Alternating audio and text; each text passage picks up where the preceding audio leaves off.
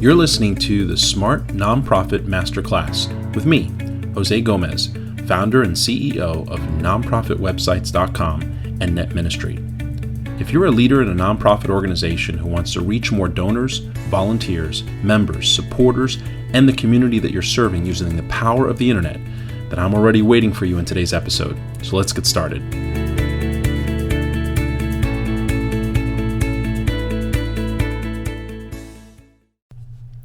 All right, it is another episode of the Smart Nonprofit Masterclass. I'm really excited about today's episode. You know, one of the things that we've been observing about the many nonprofits that we're working with is that most of the nonprofits in the world, there's about 1.5 million nonprofits in the U.S. alone, and for most of them, they're either in a startup or they're in a kind of trying to get running, trying to expand type of phase. And so today's podcast episode is about addressing the startup of a nonprofit. For those of you that already have started your nonprofit, this might actually serve as a little bit of a checklist, taking you back to the beginning.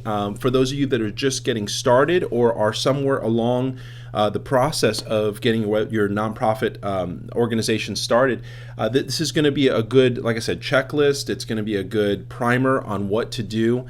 And also get you thinking about your overall purpose a little bit. Before I get too far into it, though, I just want to say hello to a few people that are listening to the podcast. Jim Morgan from Meet the Need Ministries has an organization that created a technology to help nonprofits to serve their community better. So definitely take a look at meettheneed.org when you get a chance. He's got a fantastic service there that he has been running for many years, has invested his own personal finances, but also many have invested and given towards the ministry to continually develop the technology that he has, and it's available nowhere else for volunteer management and for serving your community. Also want to just say a quick hello to Therese, who's one of my clients here at our organization through one of our subsidiaries called Pregnancy Care Websites, and that's Therese works at Alternatives Women's Center. So hello to Therese, and all right, well, let's get started. So how do you start a nonprofit organization? And if you've already started one, or if you're well down the path quite a bit, what do you go back and take a look at? And what I've done is, created 4 questions that I think you need to ask yourself in that startup phase, and even periodically as a nonprofit organization need to go back and re-ask yourself. So let's talk about those questions. Question number 1 is, why does the world or your community need your nonprofit? That's the very first question you should ask yourself. There's a lot of nonprofits that start up, and that what they're doing is they're addressing what they want to give or what they feel that they can offer their community, instead of really first asking what the true need of the community is. What items are you addressing? What issues are you addressing? What truly is the need in your community or in the world that you would like to address? And follow that rabbit trail from where from the place of the hunch that you have about the need into the actual problems that exist. What we're looking for is the root causes of whatever problem or issue that you're trying to address really are. And once you suspect your need, research the available solutions and why someone else hasn't already solved this problem. Now, if you're an operating nonprofit, understanding how other nonprofits are trying to solve the same problem can really lead to some great breakthroughs. There's a lot of research that's been done for you, especially if there are older nonprofits that are operating in the same space. Determine the people or the institutions that have the need and the problem that you're trying to solve. Peel away the layers until you fully understand the need you're addressing and its impact on the community and the world. These are the things that you need to do right at the beginning. And the reason is because a nonprofit does exist to serve the greater good, right? It exists to serve a specific need, a specific cause, or a specific passion that exists in a community and world.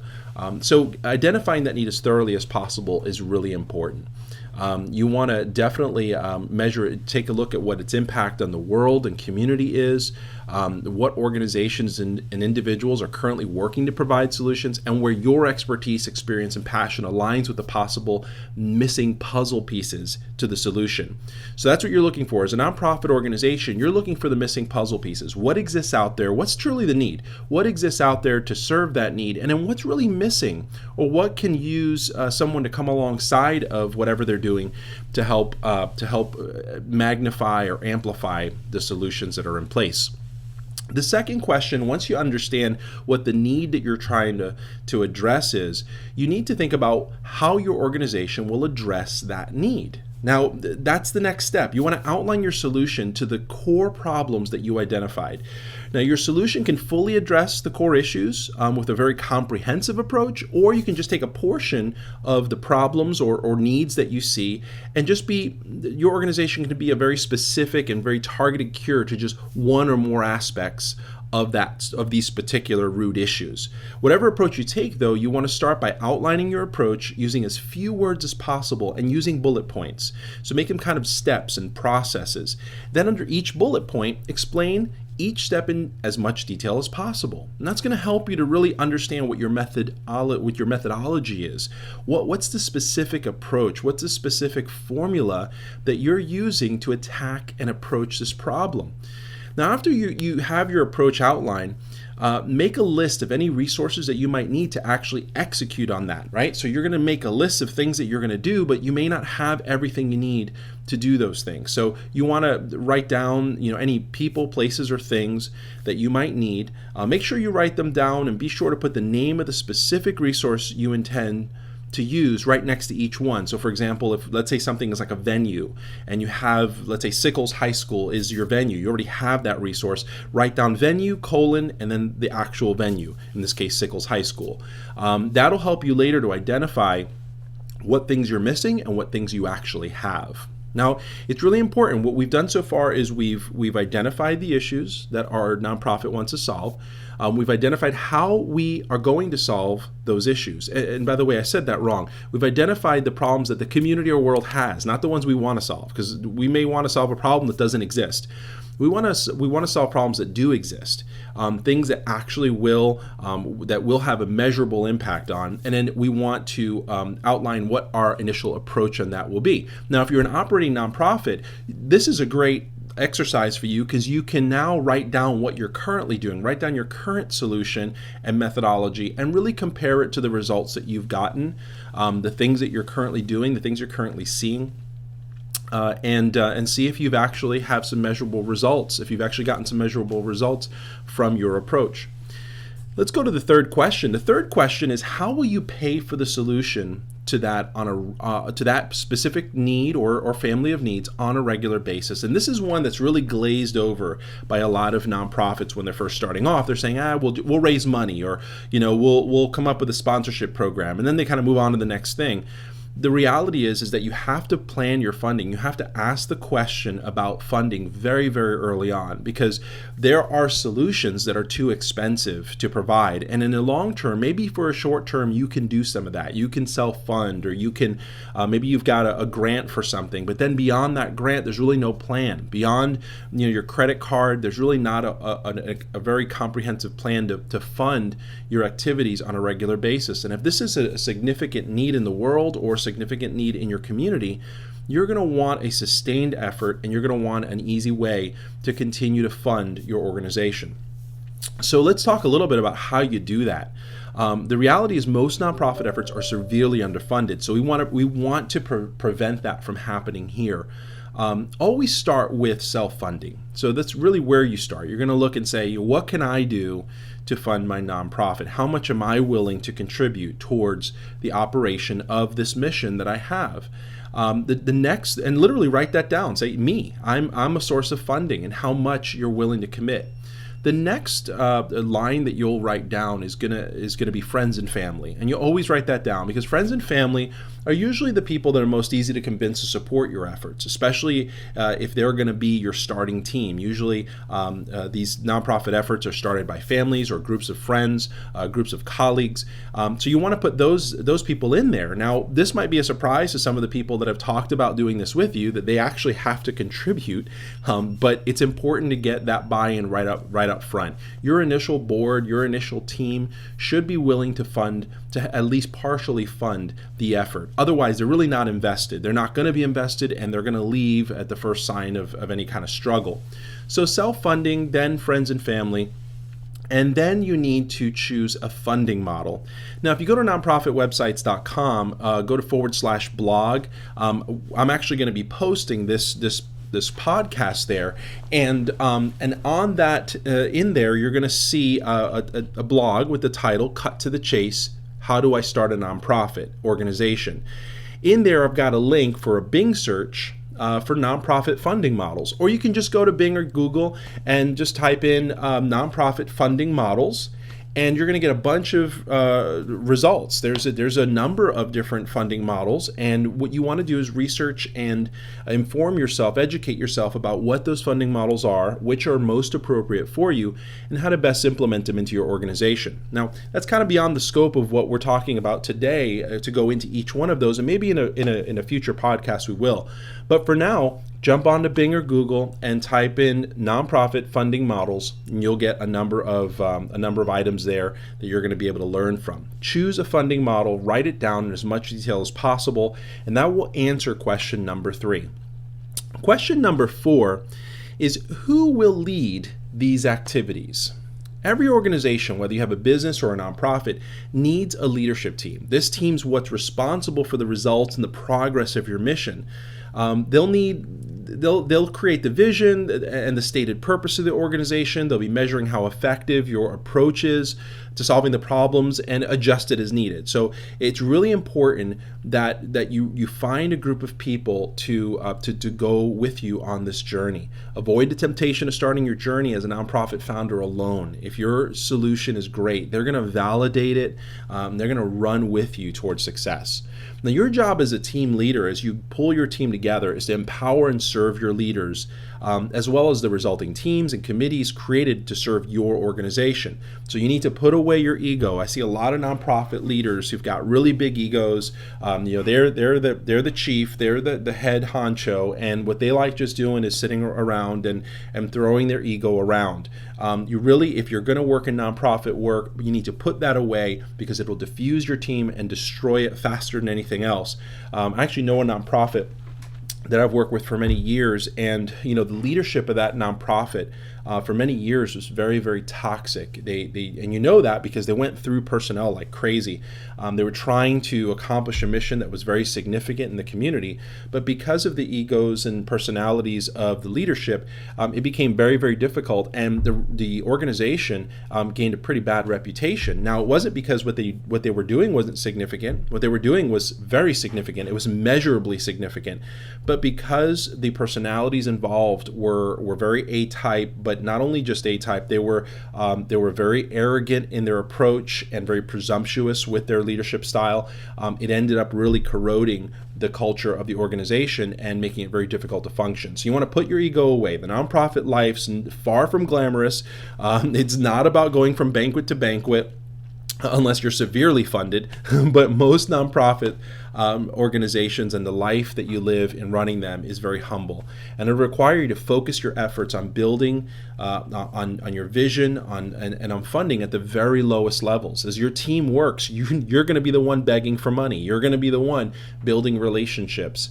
So roll up your sleeves and strap in, because it's going to be a bumpy ride. Let's talk a little bonus piece of information, just the basic nonprofit formation steps. I chose this topic because there's so much information online that sometimes it's really confusing for people to really just know. I mean, really, at the end of the day, what do I really have to do? In many cases, you'll find lists of things that you have to do, but then they're filled with ways to try to sell you those services. So I just wanted to give you a very basic list of the steps to form your nonprofit organization. Now, please keep in mind that from state to state, region to region, there may be some additional steps in here, but generally speaking, these are your critical steps. If you've got these covered, you've pretty much got your organization up and running. Step one is to determine who your initial directors will be. These are the people who are just going to be on record as responsible for your organization. Now, in some states, you can actually be all the directors, you yourself. I would recommend, though, getting a few people on board to jump on your mission and be a part of your initial board. And so those are the people you'll write down. That's going to be important for the second step, which is to incorporate your nonprofit in your state. Create a nonprofit corporation. It's usually pretty easy. You can usually do it right online within a few minutes. And once you've submitted your incorporation, then you are, according to the law, incorporated and official. Now, the next step number 3, gets you recognized and on the radar of the IRS. So you want to go in and obtain an EIN number. Now, that's a free service that you can get online. Just go to Google and Google obtain an EIN number. And it will take you to the right place. You just go in, you fill out some information, and they issue your EIN number right online. The fourth step, now that you have your federal ID number, you've got your incorporation papers, you can print it out from the internet and your corporate resolutions there and your incorporation statements. Open up a bank account. That's the next step. That's pretty easy. You usually need about $100 to open up a business account. So go in with a $100 bill or a check and start your bank account. Now you're in business. Start creating your accounting software. This is step number 5. Accounting files using maybe software like QuickBooks or FreshBooks, whatever you'd prefer. And that'll help you to kind of get started. Make sure that you create your bank account in there and record your first $100 donation and set up your balance and any accounts that you need to. Step 6 is, hold your first board meeting. This is going to make your corporation official. A lot of folks don't know, if you don't hold that first board meeting, your corporation isn't technically formed. So you need to make sure you hold that first board meeting, make resolutions. Some people will hold it before the bank account, forming the bank account, so you can make a banking resolution during your first board meeting. If that's what you'd like to do, then make this step 4 and slide the other ones down. Step 7 is to create your corporate bylaws. This is actually very important. It's a legal requirement by most states, and you need to, it's what helps to determine how your corporation runs, how succession happens, how leadership happens, how voting happens. And so it's really important to sit down, create your bylaws, and there's plenty of templates online that you can find. Step 8 is file for your 501c status. There are different 501c spaces that range from 1 up to I believe it's about 13 designations. But you can take a look at that online. You can get some information from the IRS about it. You have 501c status you want to file for, and that's going to make your nonprofit organization recognized and endorsed and filed and all the notifications necessary to be recognized. 501c recognition is really important for a number of reasons. The biggest reason is that most big funding sources, especially if you're going to go after grants or you're going to go after local funding that only works for nonprofits, they're going to ask you for your 501c status or evidence of 501c status. So make sure that you do take some time to file for it. If you need help doing it, there's many organizations that can help you with that. What you want to do is talk to an accountant and potentially an attorney who can help you through that. I said about 501c having 12 or 13 designations. There's actually 29 designations. My apologies on that. And then there's a few other letter designations. So I don't know, maybe there's a total about 40 designations here as of this recording. But anyway, make sure you file for your 501c status, and your last step is going to be to file for state tax exemption. In most states, you can file for tax exemption, and that will allow your nonprofit to not have to pay sales tax on most of its purchases.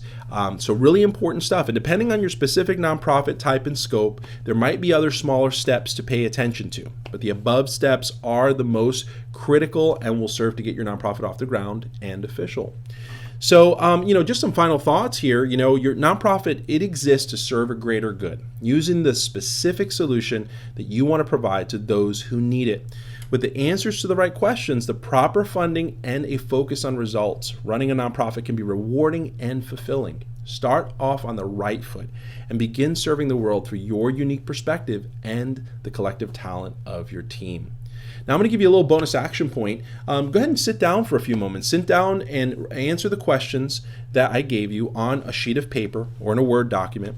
Take no more than 5 to 10 minutes per question. Then share the answers that you came up with very quickly with someone that you want to work with, and work with them to refine it and revise it and get moving. Listen, the biggest reason many nonprofits don't actually get off the ground isn't because they haven't written anything down. It isn't because they haven't gone through steps and haven't answered questions, but because they just haven't moved to do so.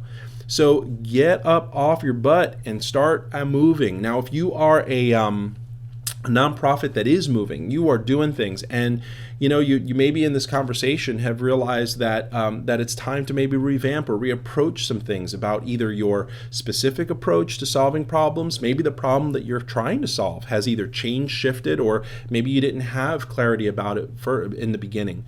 Maybe you don't have the right funding models in place. Maybe you're underfunded and you need some more money. And then maybe you just don't have a team. Maybe you're just one person, you're trying to get things done, or worse, you have the wrong team. You have a bunch of people that aren't doing anything or are doing the wrong things. Maybe you've even realized in some of this that you might have skipped a step in the formation process. Right now, make the determination to move forward.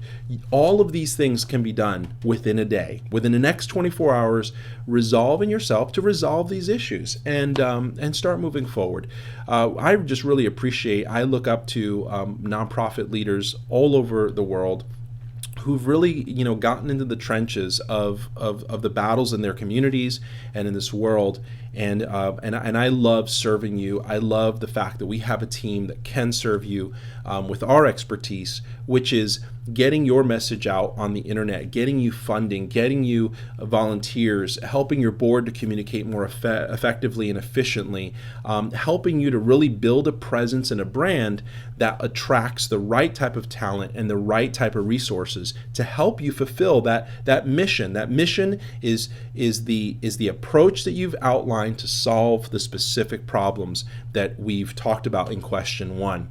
So anyway, that's today's podcast. I want to thank everybody for listening today. Again, really, it's just my pleasure. It's my honor to get on here and talk to you and just have your attention as we go through these very, very critical issues.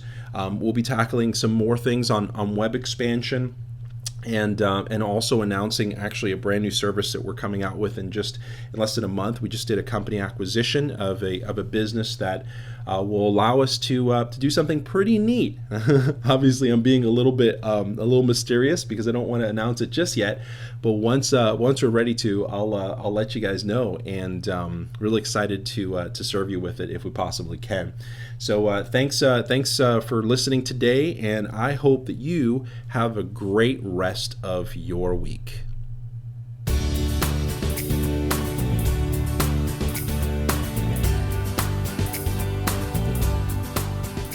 Hey, thanks for tuning into today's episode of the Smart Nonprofit Masterclass. It's been a great episode, and I hope that it challenged you in some way and provided you with some tools to build, advance, and market your nonprofit. But before you go on your day, I want to tell you about a free resource. Are you the nonprofit leader who wants to raise money for your cause, get the message out, inspire and engage your board, increase the influence of your organization? Maybe you want to attract talented staff and volunteers, or keep your supporters better informed about your wins. Maybe you even want to just establish a great reputation in your service area and in your industry. But you find that you lack the funding you need, you don't really know where to go next.